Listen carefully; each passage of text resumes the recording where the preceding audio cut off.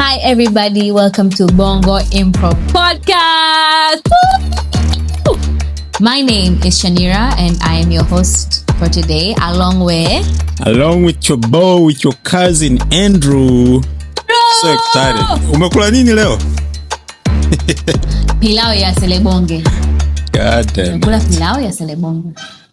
God damn it. Sijala pilau like 6 months now. Sijala pilau. Oh. Yeah. Ukila pilau ni wewe unaipika, si ndio? Nikila pilau nimeenda kwenye household ya Tanzania and then iwe ni like sherehe hivi, labda baby shower, sijui engagement ama Pasaka na vitu kama hizo. Mimi mwenyewe sijui kupika pilau. You know how to make pilau? No, that's one thing sijui kutengeneza. No. What can you cook? I cook a lot of things kwa sababu nyumbani kwetu, you know, I'm not wasichana, so we grew up cooking, but pilau for some reasons, pilau na chapati ndio zimenishinda. But chapati ni ngumu rafiki yangu. Wewe mwanamke unasema chapati ngumu. Uwi. You see that? That is so bad. God, ushanza. Let's start with your thing. Uliniambia jana you have something. You have a bone to pick with me. There's something you need kunichamba. What was it? Ukiwa unaongea Kiswahili, kuna namna T zako zinateleza. Yeah, no. T. Nataka ile siku tulivyokuwa tunacheza tukaanguka. That's how I sound. Yako ina mtelezo. Yeah. Okay. Not my accent. Yeah, but hebu niambie neno la Kiswahili niseme hebu. Sikutaka kuja. Sikutaka. Sema sikutaka. Sikutaka kuja. Sikutaka. You see what you do? How? Sikutaka. I can't control that. Your T's are lubricated. You can. Sikutaka. So it's like a T, but inakuwa na instead of having a strong T. Yani your T is TS. Your T's are TS. Sikutaka. Oh. Bro. You see? I've got that comment so many times now. It's coming from you. It's crazy. Kwa sababu watu wananiambiaga unaongea. No. People kuna watu wananiambia hivi, bro, unajua unaongea kwa kujisikia sana.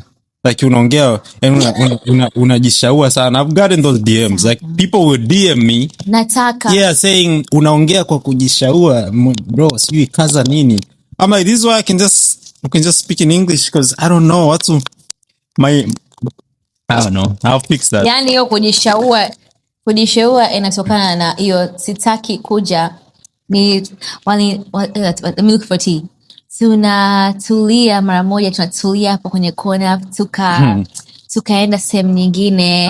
I know how to fix it. Maybe it's so funny because you don't look like you I can speak like that. You don't look like you. Yeah, nikikuona naona ni real nigga afu and tomorrow ama nakuja maybe is because najaribu kuongea Kiswahili ambacho sio cha kwangu, kwa sababu okay, ngoja tuongee Kiswahili for like the whole minute. Kiswahili changu sio hiki. No, just for 1 minute. Let me tell you why that happens. Hiki Kiswahili tunachoongea sasa hivi, hiki sio Kiswahili changu. Usually nikiwa with my people, Kiswahili changu kiko hivi. Sasa inakuwa ni gani I say? Siku tunaenda wapi sasa hapo, tunaingia hapo mjini, tunatafuta nyama choma afu turudi nyumbani, ama inakuwa ni nini? Like I have that accent. Yeah, Arusha yeah. So nikiwa naongea hivi online is like I'm trying to make my Kiswahili straight. So I think that's why inatokea sasa maneno mengine yanakuwa hayajanyoka. Ila ningekuwa naongea hivi. Kwa nini usiongee hivyo na mimi? Tuongee hivyo basi. Mimi na wewe. Sasa nikiongea hivyo mimi nitakusikiliza of course. Mimi sina hiyo accent. Utamu wa accent ya Arusha, wewe unaongea na mtu wa Arusha, yani mtu mwingine na Arusha, cause they can respond with the same accent. So nikiongea na wewe hivi I say afu wewe unaniongelea Kiswahili shada, inakuwa haina mvuto. Sio umenisoma. Umeanza inakuwa haina mvuto. Inakuwa haina mvuto. No, kwa sababu mvuto. You see what I'm saying? That's hilarious. Wow. And then another thing I have to ask you. What are you hiding What am I hiding? Because yeah. Okay. Kwenye nini? Unapenda sana kuvaa kofia. Wanaume wanaovaa kofia kuna kitu wanakificha. If you can get on a video call, are you ugly without your kofia? If you could get on a are you ugly without your kofia? No, it's because I will be very honest with you. I'll be very honest with you. Yeah. Yeah. I have long hair. I don't like to cut my hair short. Now. This is a long story that should be short. Marekani haircut costs so much money. Not that I don't have money to get a haircut. Ila mini mbaili kinoma. So, haircut moja in the US ni $50-$60. We're talking about a regular haircut kwa shilingi $100 na kitu. You're not supposed to think like that. Sababu sipo bongo, I'm using this currency. It's just $50. Yeah, and you've been living in the States for so long. $50 is still too much for a haircut to me. Not that sio kwamba sina $50 for a haircut. Okay. I find it so hard kwenda to get a haircut every 2 weeks. Sababu every 2 weeks your hair is grown. You need a haircut. So ndio maana nikaanza kuvaa kofia. I have na kofia kama 200 kwa sababu I'm like with kofia I can have one haircut a month. So nywele zangu kama saizi ishakuwa kubwa, they're not like clean, smart looking. Navaa kofia because sina kazi ya kwenda ofisini. Ningekuwa kazi ya ofisini I have to cut my hair yeah, but I do my own thing and hata nikiwa kwenye kazi yangu I can wear hat, so ni ubaili. That's why navaa kofia. But when I get my hair cut utaniona hapa na without kofia because actually I look nicer bila kofia because when I get my hair cut watu wananiambia yeah that looks so nice, you look clean bro. Yeah, I know, but kuliko kivaa kofia because I had there was this guy that I was seeing right when I finished uni, very very handsome guy, very buff, like he was definitely very attractive. And everything was going well. One day we went out together. We went to the beach and we took a long walk. And I think somewhere along that walk, he just took off his hat, you know, because it was hot and he was just comfortable. Akatoa kofia. My friend, I felt cheated. Kwa hiyo this guy umemdate for that long na hujai kumuona bila kofia? It was months. It was not months. It was maybe a period of weeks. Kia nikimwona amevaa kofia. Kia nikimwona amevaa kofia. You couldn't find his pictures bila kofia? No. Na hata kama akitaka kujikuna labda utosini. Yeah, anajikuna juu ya kofia. Kofia kidogo. Yeah. Ananyoa kofia kidogo. So you can't really tell the difference until ile siku alivua kofia kabisa, and I was like bro, I felt very cheated because had I known he looks like that without a hat, we wouldn't have even been on that beach. We would have ended so much earlier. So kama imagine how men think about women, kama wanasema tu just kofia and you felt cheated. Imagine I felt cheated. Imagine what men go through with women. With what? With women. Nilikuwa naambia, what specifically? Actually, did you see my video I posted about telling this lady thinking she was pregnant but alikuwa tu ameongezeka unene? Okay. There's another time again, not too long, because of makeup I also say something stupid because I saw this lady for the second time, but the second time alikuwa yuko na weave, sijui mnaita weave, sijui ndo weave na makeup na makope yale mnawekaga sijui mnaitaje, I don't even know, you put so much shit on your na sikumrecognize kama ndio mwanamke yule, so I thought it was a different lady. Yeah, and then I say something stupid but it was the same lady I met like a few days ago. Because wanawake mna 3-factor authentication. Yani nikikutana na wewe, God forbid tukutane online. Tukikutana online hapo kuna filter, kuna makeup, kuna wigi, kuna kope, sijui kuna nini kingine. Then tukikutana in person, ile filter inatoka. Filter online. Basi unakuwa na makeup, na wigi, na weave, na kope, extra na vitu hizo.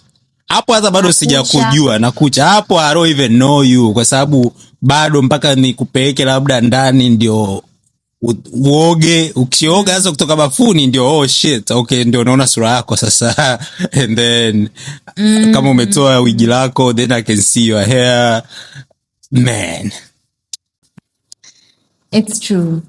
Okay, I think you make a fair point. You make a fair which fair point. I think so far everything I'm telling you unanipa very valid explanations, but it's fine, it's okay, you've gotten out scotch free. But I have one more for you, which before you go to one more, wanawake, you guys, you look good with less or no makeup at all than when you put makeup. Kwa sababu na navyosema makeup, I'm not into women's business, I'm not judging you, but ukiweka makeup you look like every other woman with your skin tone with the same makeup. Well, it's like if you put makeup on, a lot of makeup, especially nowadays, now I'm like a lot of makeup, you look like every other girl with the same makeup. If you have your skin out, just your skin, now you look different. It's you. People see you. When you have makeup on, you know, makope yale na weave, you look like every other girl who is doing the same thing. No matter how good you think you look, to us, you look like, oh, she look like the other girl with the makeup. She look like the other girl. But anyways. You say that, and I've heard a lot of men also say that a lot. Kwamba, like, I like a girl who doesn't put too much makeup on and everything. Lakini, the natural beauty you guys are referring to, most times inatokana na makeup, either to the untrained eye, or in other words, to the man ambaye, to the regular man's eye, it doesn't look like makeup, right? Because wanawake wengi, yes, well, when the makeup you're referring to, I think, is the one you might see on a bride during her wedding, like it's proper full face of makeup. Lakini makeup, the makeup that you guys think is natural is still, like the look that you guys think is natural is still very much made up. For example, brows, kuna kuweka wanja, right? You already have your natural brows, but there's ways you can just add wanja to make your brows look more, shapely. Lashes, kuna zile lashes ndefu ambazo they're like a whole broom, right? That's the one that most men don't like. Lakini most people, but most men would find long lashes attractive, right? Lakini kuna lashes you can put ambazo they don't do too much, right? They're not shouting, they almost look like yours. Sawa. Even the lips. Yani, there's so much, the way you guys say I don't like a woman with makeup, like basically you want someone beautiful, and most men want a beautiful or attractive looking woman, right? Yeah. But they want her to be attractive without all these additions. Right. It's like you want her to be effortlessly beautiful. Lakini wanawake wengi, we need to do something. We need to add our brows. We need to do our lashes. We need to do our nails. Like there's a. I'm telling you may think, okay, I can't expose anyone. I can't even expose myself. Lakini even the women that you think are naturally beautiful, they put makeup on. Like most of you guys can't tell when a woman has like natural, like soft glam makeup. Yeah. I think what men don't like is the makeup that's so obvious, like unaona kabisa, like easy lashes. I don't want to look at you. I don't want to look at you, and I'm looking at makeup. If I'm looking at you, I need to see you. So kama unaweka, then I can hardly tell. That's really good. That's really good. If you have makeup on and iko umeweka like just a little bit to make your skin a little bit, kidogo ile to put too much. That's what I'm talking about. Too much is not good. Yeah, but most men will say we don't like when women wear makeup, but what they really mean is we don't like when women wear like obvious makeup. Extreme makeup. Ukisema extreme, sasa who does extreme makeup? Feels like every woman out there nowadays. I can't tell you how many times I've had ugomvi na mwanamke wangu because of makeup. Because here's my rule. I'm sorry, I have a strict program with me. Here's my rule. Let's say if you're my woman and unaenda out with your friends kwenye dinner or something, you can do whatever you want to do. Wear makeup as much as you want. But if you're with me and we are going out for lunch or dinner, you're not going to put all that stuff.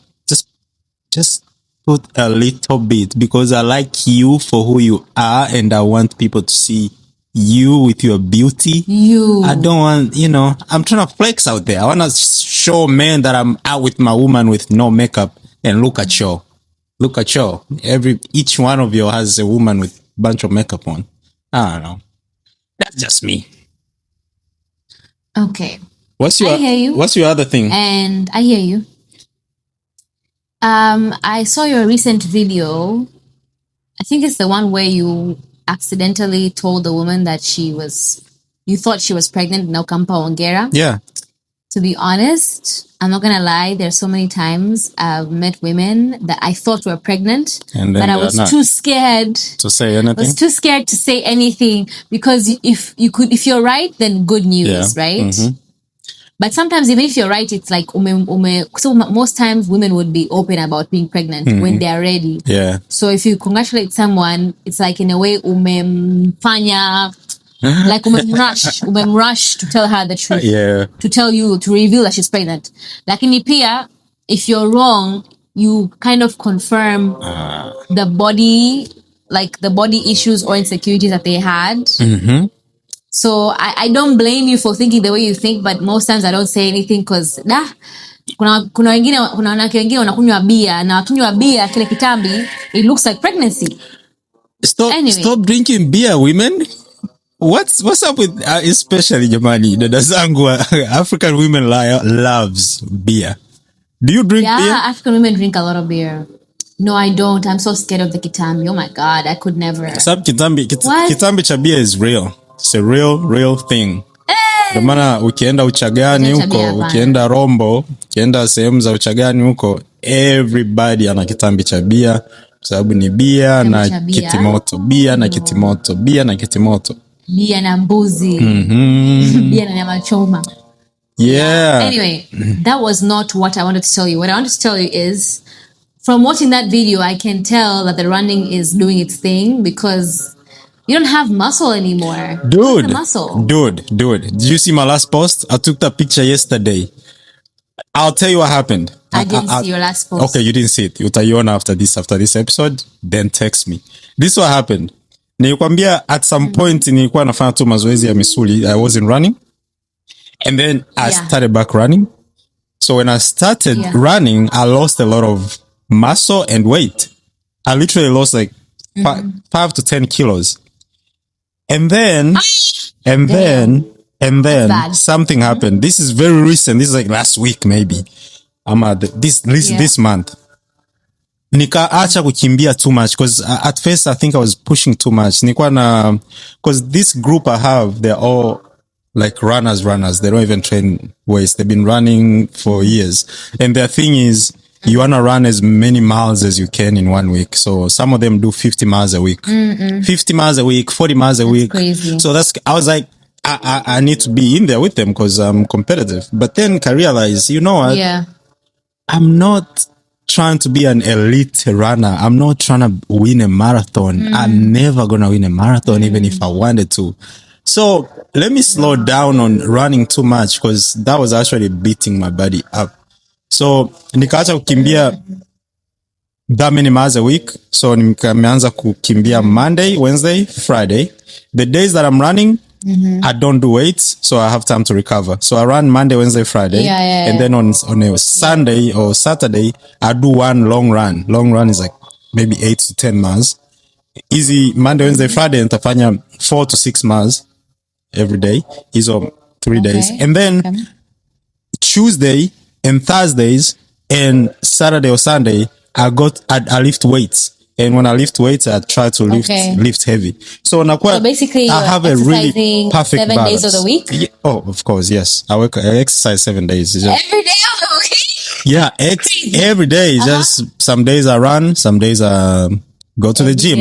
So I've found a very perfect balance, and I'm seeing now the muscles are coming back. And now they're looking flawless, because I'm so balanced. Like nimerudi when I was maybe when I was 27, 28. I went back like 7 years back. So I started losing muscles. Weight. And then when I started doing this, just running 3 days, exercising, lifting weights 4 days, man, it is perfect. It's the best thing. It's the best. It's the best thing. It's the best thing because I'll give it a tangalia. Yeah, because I'm keeping. Like you've lost your muscle and it's just not. It's not cute anymore. No. This guy's coming back. Okay. Coming back because now my muscles are coming back and then I'm getting leaner. Like I wonder what my body mass index will be right now. I need to go check. So get the ratio between your fat and your lean muscle. Oh, that one. Yeah. Okay. B. It's called B. I wonder what mine is like, honestly. Yeah, you need to know. I wonder what my ratio is. Yeah, you need to check. I wonder what my ratio is. Nafikiri ukienda kwenye hizo some dispensaries. Unaongelea BMI? Yeah. BMI bwana is not even practical for African women. Come on. Where they check your height versus your weight. Yeah, but you need to usipime hivyo. Nenda sehemu ambayo they actually have the thing you can stand on, you can hold, they check your heart rates and everything. Sababu ukipima kwa just your height and your age, that doesn't give you an accurate measurement. Your height versus your weight. Yeah, because that's the definition of BMI. No, you know, like kuna ile I found out. No, kuna ile sijui kama ndio BMI ama BM what, but wanaangalia how much fat is in your body compare. So let's say you weigh 70 kilos. I've never done that before. Yeah, you need that. So you weigh 70 kilos. Out of 70 kilos, how much of that ni mafuta? How much of that ni lean muscle? So because we can weigh the same weight, me and you weigh the same weight, but you're fatter than me. Because we weigh the same weight, but I have more lean muscle, you have more fat. That's what I was talking about. Yeah. Okay, that's interesting. I'm curious to know my ratios. I'm really curious to know. Yeah, I'm curious to know because I have some muscle, but I also have a lot of fat. So I'm curious to know. Like ukiwa very lean, utakuwa kwenye 15 to 5. 5 is like marathon elite marathon runners. There's 5% body fat. Kipchoge. Yeah. And then kwa advanced trainers and kutakuwa kwenye 7 to 15. A regular person, you'll be around 20, 25. Now, if you're over 30% body fat, yeah, that's you need to get more cardio. More cardio. Okay, I'm very curious. I wonder where in Dar. If anyone knows, please let us know. Where in Dar can I do that measurement? My body fat ratio of lean muscle to body fat. Body fat. Yes. Body fat. Yeah, I'm done. I'm listening to you now. Tell me. Oh, how are you? I'm good. Another thing, I like talking about mambo ya fitness and health, and it's not good. What other thing do you check? You need to check your body fat percentage, and then also you need to get your blood work. I don't know how many of you guys do your blood work every year or every other year. Every year. Blood work, I'm talking. Yeah, I did mine a few months ago. Okay, good. And I'm not talking about kujangalia STDs. That's not blood work. Blood work is you get your blood drawn and they check everything in your system. I'm talking about your sugar levels, carbohydrate levels, enzymes, iron and everything. Yes. Yeah. Because most people don't do that. They're not even aware that you can do that. Most of us do that. I feel like watu ambao wameelimika they do that once a year. But I think the regular person does that akiumwa ndo anaambiwa blood work. Yeah. By the way, umeona statistics rafiki yangu? Of what? Umeona statistics? Tanzania is number 5 in what? Kwenye ukimwi duniani. Yay, hey. Ukimwi duniani. Hey, let's give it up. Give it up for Tanzania, everybody. Hey, you guys. You guys are number 5. We have outperformed everybody in fucking raw. You guys go raw dogging everything, Tanzania. Woo! Bruh. New fear unlocked. And then it's so... And I think the reason why we've earned that top spot is because we don't have a culture of using protection. We don't. Are you serious actually about the statistic? Ni Tanzania number 5 kwenye It's serious. Ukimwi? It's serious. Number 5. Jesus Christ, that's so scary. Ya kwanza ni South Africa. Of course. Forgot the numbers in between. But ya kwanza ni South Africa, as usual. That's so scary. Mwili umesimka. I'm like, wait a minute. Did I do something mwaka jana? Did you? Guys, let's be very careful. Wewe, please use protection. Use protection. That's scary. It's scary. I know we tuliongelea last week, but I did something bad with the footage. I deleted it. I can't find it. But yeah, we were talking about the culture of not using protection. Now, it's so nonchalant, as they say. Like, people just taking normal. Like, tunapimana kwa macho. Yeah, tunapimana kwa macho. Huyu anaonekana. Are you safe? Huko kuna hiyo kitu, like, you meet a girl and now you umekutana and then she's asking you, hey, are you safe? Are you clean? Yeah, okay. If you're clean, you don't have to use a condom. Whoa. Okay, lady. So umewambia hivi wanaume wangapi? Just asking. If you're clean, you don't have to use protection. What about you? Are you clean?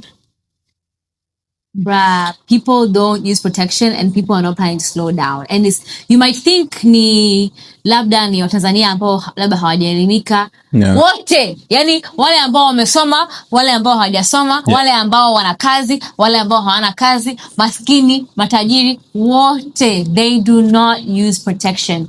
There was a prostitute who was saying, I think she's Tanzanian, but I saw this a while back.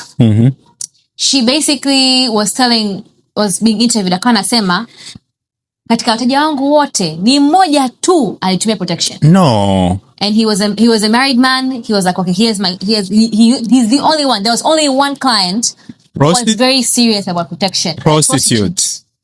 And prostitutes. Oh, Jesus. A prostitute in Tanzania. In Tanzania. And you know what? I was talking to someone and so she was seeing this guy as a situation. They were good friends, but they were also, helping each other out. So I was like, okay, so you guys have done this, raw a couple of times. Are you sure about him? Akasema, yeah, I'm sure about him. Like, this guy is not outside like that. The only person that he could possibly, get infected from, if ever, is his ex. And I was like, okay, so you guys are banking on all of you trust your ex, right? Yeah. Like, because this ex also may have their own thing. Yeah, their own thing going on, yes. You get it? So we're all putting our faith and trust kwamba this person won't have sex with other people. But if they do, then the person that gonna choose, we're trusting him to choose the person ambaye hatakuwa na shughuli. Yeah. You understand me? Yeah. So that's how we earned our spot as number 5. All of us are depending on Sarah. Like this relationship, because it's a situation. So me and you, Andrew, we're depending on Sarah to be clean. Because we know that Andrew, ukinichoka mimi unaenda kwa Sarah. Yeah. Yeah.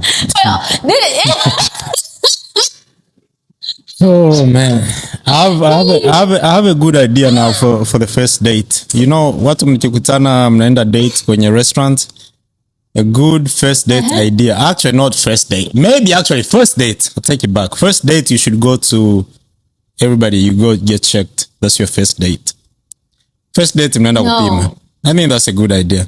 So just so we know, we don't waste each other's time here in case things take off. In case something happens. That makes it feel like you just want my body. Like if Andrew will go out and you're like, Shanira, let's get tested. It's like, oh, so you really think you've got me, and you're so sure of yourself that I'm gonna sleep with you. For a country that's number 5 in HIV, tungekuwa number 200. You know how many countries are there in the world to be number 5 in HIV? Many, bro? There's more than 200 countries, and you're number 5. Bruh. I wonder kama hizi statistics ni za kweli, but if they're true, it's scary. Ni za kweli. Huwezi kupropose getting tested on a first date. We're just getting to know each other. So for me as a woman, it's like, also you think you already have me, like you think it's a done deal. Unajua kwa nakwambia hivyo because with my experience, people when I speak and talk here is all because of my experiences. Most of my first or second dates have ended up in a bedroom. So when I'm saying the first date or second date, I'm being very reasonable because most people do end up doing something on the first date if the date goes so well. If the date goes so well for most people and you click so well. Okay. Walk me through that date. Tumeenda tumekula cafe coffee. That's where we're meeting. Okay, or like maybe Serena. What next? And let's go through the actual events that happened with me. Ama ni kuambie just hypothetically speaking. Yours is your idea. It's your idea. So take me through how a date would work where you're getting tested the first date. We'll go to a coffee, right? Coffee shop. You want to drink some coffee? Yeah. And then first of all, we're not going to a coffee shop. I will text you this plan for before we even go for a date. And I'm not saying that I'm gonna do that. That was just a blanket idea because we are number 5 kwenye HIV. No, let's walk through it. Let's walk through the blanket idea. Or when it texts me. Okay, hey Shanira. I know this is weird to say. This is weird to say. I get it. So you don't tell me. Don't think it's weird. I already know it's weird. But when's the last time you get tested? And then you will tell me. Because I already told you, I know this is weird. No, I already said I know it's weird, but just please work with me. Okay. I'm paranoid. I'm answering you. Yes, I'm paranoid. I'm so sorry. I'm paranoid with things here. So I'm sorry about this question, but when's the last time you got tested? Then you will tell me. If you're a good person, you won't be offended. Andrew, we're going through this, okay? I'm answering you. I got tested in 2023. Next, Okay, so this is 2026. I got tested. I got tested like 3 months ago because of my job. We have to get tested every 3 months. Okay. And I'm sorry again. And my testing is due like next weekend. Did you want it to go with me before we go on our date? Because I'm supposed to go next weekend anyways. Do you want to go with me? I'll pay for it. Oh, that's sweet. Let me check my schedule. I don't think I'll be free on Saturday. Maybe Tuesday? Yeah, Tuesday works with me. Whatever day you pick, it works with me. What about our date on Saturday? Are we going to go for the date before we go on Tuesday, or are we going to go for on Tuesday? That's perfect. We can go on a date on Saturday. You promise you're going to go with me on Tuesday? As long as you can go with me on Tuesday. Okay, cool. Then it's a deal. We're going to go on Tuesday. See how smooth that is? Yeah. Okay. See, we worked it out. But do you know hospitali za da? Unakaa kwenye foleni. Unakaa kwenye foleni with crying sick children. Mpaka unabadilisha mawazo. Yani hiyo hospital date ni first date. Yani kwenda hospitali, hiyo ni date tayari. Mnaongea, mtakaa 3 hours kwenye queue. Yeah. But you know what? If someone came to me with that gear, I would take them so seriously. Like so serious. I'll be like, sure. Because not a lot of men not a lot of men. Okay, of course they may ask if you got tested, but not many men care enough to want to get tested with you. You get it? Yeah. It's mostly a thing of you tested. That's cool, and no one really follows through. So if you do that, you will definitely separate yourself from the other guys. From the mass. I think from the masses. Honestly, yeah. Yo, one time nilikuwa naenda kupima. Long time ago, I was single doing things on the streets, okay? And then nikasema, bro, ile sehemu niliyopita last weekend, I don't trust it at all. And then nikawa busy with work. So days were going like this. We're now zishapita siku 10. But every day I keep thinking about that lady. I'm like, there is no way that lady is safe. I don't know why I did what I did. So siku hiyo nikasema, leo I have to go get tested. Because I was talking to this other girl on the side. Now things were getting kind of serious. So sikutaka like kama nimechukua kitu huku nipeleke kwa huyu msichana mwingine because she was a nice girl. So I was like, man, I'm almost meeting this girl. Now I haven't even got tested. I was so scared.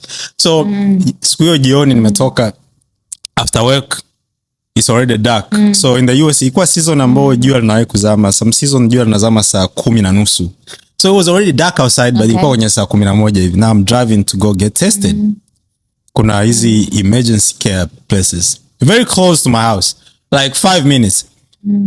Right before I get there, now I'm making a turn, got an accident. Somebody T-bone me. T-bone is like, wewe unaenda mtu anakugo, like mmekutana katikati, let's say kwenye mataa, mmoja anatoka kushoto, wewe unaenda straight, then mnakutana katikati. So I got an accident on your side. Yeah, on my side. On your side. Yes, so I got an accident on my side, but kwa nyuma, on a, like city ya nyuma, sio mbele pale. Okay. Woo! So I was like, bro, what the fuck, man? Because I'm trying to go get tested. Now I'm involved in an accident. So the whole tested thing went away because I'm like, what is this, man? I've been thinking about going to get tested. Now I'm trying to go get tested. I get an accident. Now I can't go because they're almost closing. So I ended up not going at all, but I got tested baadaye. I was good. But I just remember that incident. Yeah. You were good, eh? Thanks. What made you distrust? What made you distrust this lady? You really want to know? Don't judge me. I want to know. Again, I was young. I will judge you. Yeah, I don't care. It's years ago. I used to go to naongea kwa Kiswahili Kiingereza. If anybody knows me and they're watching, I don't care. I was young. I used to go to strip clubs. And then you know strip clubs, right? And then, my friend. Oh, so speak Kiswahili cha strip clubs. Ulikuwa unaenda strip club? Nilikuwa naendaga strip clubs. Okay, so kwenye strip club, what's your understanding of strip clubs? I don't know, but I'll tell you. Like a club where girls like dance half naked or naked, and then you can also pay for extra services. Right? Perfect. Yeah, but these extra services, the ones that are legal, ni lap dance. Lap dance is like msana anacheza jukwani pale. They're naked. Some strip clubs are wanawake wako fully naked. So you see it, you're watching them dancing and stuff, you're drinking, and then extra legal service is a lap dance. Lap dance only. And lap dance is kwenye nyuma, in the back of the strip club, kuna hivi vyumba ambavyo vina sofas, and then a lap dance is so umeona mwanamke on stage anacheza, you like the shape or whatever, because that's really it, umemkubali.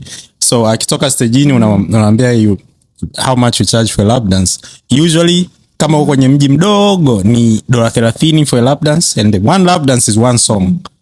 And then ukiwa kwenye mji mkubwa, hizi strip clubs kubwa, one lap dance can be up to $200 for one lap dance. So I'm in a small town. Small town. I take this girl for a lap dance. Usually I'm like, nikienda strip club, that's really the only thing I'm going there for. I'm going to look at whoever I like, get a lap dance, go home. But then kuna addiction. You start to get addicted to the strip clubs because they're so easy. You get paid, you pay your bills, go to a strip club. Now, ukiwa kwenye lap dance, you can touch them. Pause for a moment. Unajua of course najua strip clubs ni nini. Sijawahi kuenda. Yeah. Even when I was in school in Johannesburg, but it makes me feel some type of way kwamba miili ya wanawake ni sawa na bidhaa za supermarket. Yeah. Yani ni uwezo wako kununua. Umenielewa? Ni uwezo wako wewe. And that feels a bit weird, but anyway, endelea na story yako. But it's not you, it's the women who choose to do that. I know, but sisi ni wanawake. I'm caring for all women, you know? Like, yeah, I feel the same way actually about the way miili ya wanaume yanavyoangaliwa kama bank accounts. But let's proceed. So that's not fair. That's not fair. Let's proceed. So we get addicted to these strip clubs, and then now it becomes a matter of how much money do you have and how much you can get from your money to these women, right? Because kwenye lap dance is unakaa kwenye kochi, the woman is sitting on you, dancing on you. You can touch them however you want to touch, but you can, there's limits. You can't touch them in this place, but you can touch them everywhere else. You can, Can you touch their boobs? Yeah, you can touch their boobs. You can put their boobs on your face. You can do everything, okay? everything. Wow, everything, that sounds like a fun time. Everything but touching them in their private areas. Some of them will let you do it. Okay. Some of them will let you do it, but most of them won't. Also, no. Kuna mabouncer when they walk around, if they see you do that, you get kicked out. In this bouncer anakuwa ndani ya kile kichumba au bouncer huwa anakuwa nje, but kichumba akijafungwa. Kichumba is like it's an open door, so akipita they see. Akipiga kelele, yeah, akisema akimuta bouncer anakuja. Okay. Yeah, also she don't even have to call bouncer. Some bouncer wako pale to protect these women. So they walk around to make sure everything is safe, because there's some creepy men that would try to do something to a woman because they are naked, you know. So hey, as a man, mwanamke yuko naked on top of you, you get these, you know. And then the next question, every man asks this question, kwa stripper, what's your number? What's this? What are you doing after this? Where are you going after this? And then the stripper will be like, with most strippers watakwambia how much they're charging per night, which most of them watakwambia a ridiculous price, and utasema no, I'm good. Okay?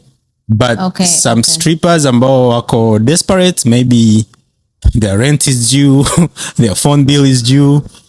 You tell them a price, they will go with you after the club is closed. So that's what happened with me. Yeah. So unafanya nini after this? Give me your number, I'll text you. So you've had sex with a stripper, sindio? Damn. How was it? The way you say like that made me scared. But how was it though? And was she white or was she black? Yeah, she was white. She was white. White stripper. And here you go again now, Zoom. No, it's not like, listen, so no, it's okay.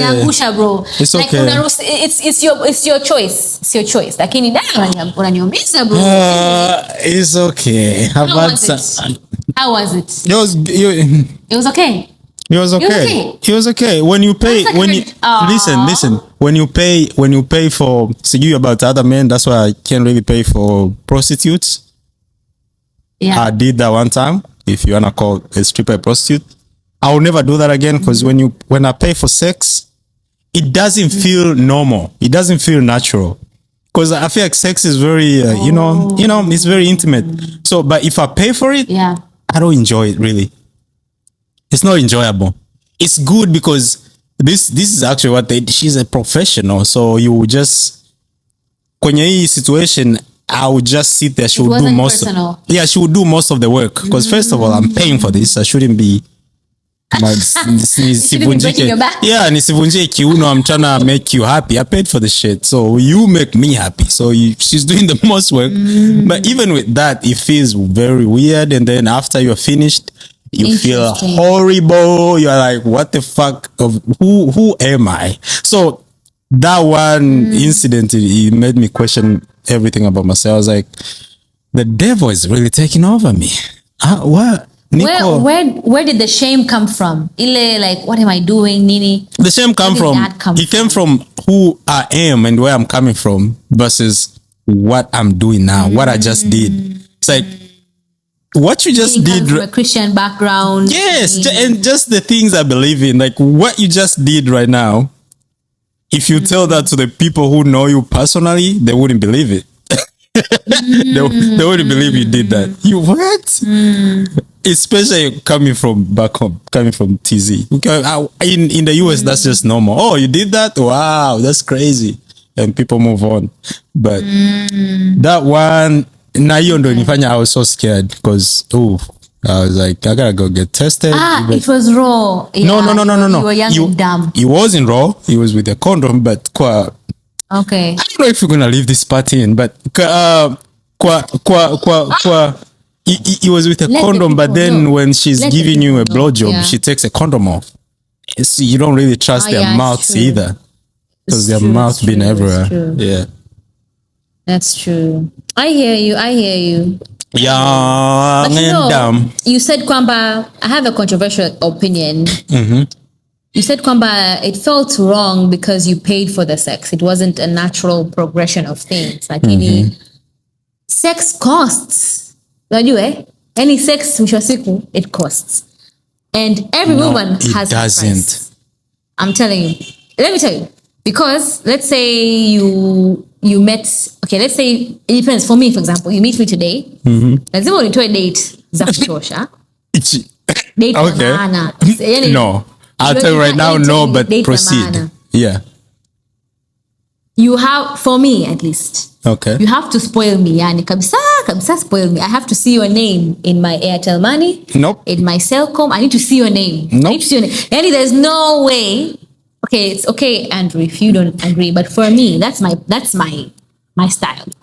There's no way you take me seriously if I don't see your name in any one of my apps. You have to give me to gifts, yani. And that's me. But mwisho siku, every woman has her price in a way. And not necessarily it involves money. So okay, money could be something you have that you can use, lakini pia your character. Lakini hata tukitoa character, like lazima utakalimikia. You might drop me off at my house, hiyo ni hela ya mafuta, right? You might pick me up for the date, hiyo ni mafuta. Yani mwisho wa siku, sex has a price. Like you pay for sex. So you can either pay in installments. Kama utalipa leo date, utalipa kesho sijui nini, utalipia nywele sijui kucha nini. Yeah. Or you can pay at once. Like you pay at once, like you pay, someone has sex with you and you give them $1,000, $100, whatever. Yeah. But I do believe that sex has a price, especially for men. For most men, in a normal heteronormative society, man and woman, kama kwenye jamii yetu ya Kiafrika, Tanzania, sex has a price. Yani, I don't know, maybe unless you go out in a club and you meet a girl, mkaelewana, but even there you might buy her a shot. You know, you might buy her a bottle of wine, you might buy her whiskey. You've paid. Yani, you simp. So we call it simping. You know, simping? Simping is men who indirectly pay for things, but the end goal is to have sex. But indirectly, you are paying for these small things, these little things around, these little things. You just pay for this, pay for that. But the end goal here is to have sex with this woman. That's called simping. Simping. So are you telling me you have sex for free? And you've never bought somebody, you're sleeping with something. You've never dropped her off. You've never bought her a meal or a shot. I don't think it's simping. I think it's just the nature of pursuit. If you're pursuing a woman, you know, I know what you're saying, and I know that's normal. But I'm not even bragging. But I thank God, most of my encounters, you don't pay for sex. I don't pay most of them. And let me tell you something. The best. And we keep talking about this. The best is the best. What's the other word for sex? I'm trying to use a corporate word for sex. What is it? The best encounter. Right, encounter. The best encounters, that's perfect. We're going to start using encounters. The best encounters are the ones that happens naturally. Like, they just happened without you doing anything. You just met this person, the chemistry was there, you clicked, and then maybe you exchanged numbers, and then you planned on meeting again. But each one of you already has this thing in mind because the chemistry was so strong, your topics of conversation, you never get bored, you like this person, you want to be around them. And then you meet again, you can even meet at the park. You don't even have to pay anything. And then you have this encounter, and that encounter right there is so powerful compared to if I tried to lie to you, like pay for this. Can I buy you this? Can I buy you that? That's totally different from the encounter that happens with just the chemistry. I hope every man goes through that. Why are you separating the two? Like, why is it that either there's chemistry or there's pain? Because if you like somebody, won't you get them something like, oh, I saw this, or let's go eat here. I heard they have very good like kitimoto. Like, it doesn't have to be combat you have paid without any emotion. But yeah, money is very emotional as well. Like, you may separate sana. Andrew, you have paid, but the only thing is that you haven't been used. You have paid, but you haven't been used. Are you getting me? I've paid. I'm not saying I've never paid. I've paid for dinners. I've wanted to have sex with women, and I will be taken for dinner. And yeah, but the best ones, trust me, guys, the best ones are the chemistry. If there's chemistry, you don't have to pay for nothing. If there's chemistry, actually, a woman pays for stuff. Women do that too, by the way. Women pay for things for guys. I know guys about. They do. This friend of mine, jana nimwambia, nitaenda kuongelea kwa podcast. I won't say your name so nobody knows who you are. Anyways, this guy, yuko US, yeah, yuko North Carolina. Jamaa Mchaga. Actually Mchaga wa kwenu, yeah. Ana msichana wake he met this girl from Uganda, and the girl akalipa ticket ya jamaa aende kumuona Uganda, Kampala. I don't know what this girl does, but the girl has so much money, right? The guy flew to Uganda. Don't be making the knees. Stand up. The girl Women, stand up. for the guy's ticket to go to Uganda to meet her. And from the guy alivofika, yeah, from the state. The guy alivofika Uganda, the guy is telling me this. I'm like, bro, you don't believe what happened. Tumefika airport, kuna the girl amekuja na hii band wale wasichana amevaa zile kimilamila vile na mangoma wanampigia ngoma. It's like mapokezi like ya waziri fulani, right? And wakaenda Zanzibar. They had a good time for a whole week, and then he flew back. Okay? And then he's not talking to that girl too much, because me and Moiza, bro, who is this lady? What does she do? Because sometimes she has these trips to Dubai and stuff. I'm like, I wouldn't trust that lady. I don't know. Now, jamaa amekutana na this other black American woman, right? Shit, let me not say too much in case anybody knows him. Jamaa amekutana na this black American lady. Yesterday, I'm talking about yesterday, jamaa anambia, next month, end of next month, tunaenda Puerto Rico. Puerto Rico is an island, but ni party ya US.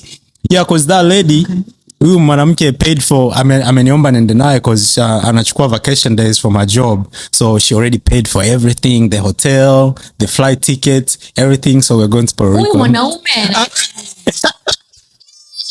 This guy, kuna kitu anawapa. I'm telling you, kuna kitu.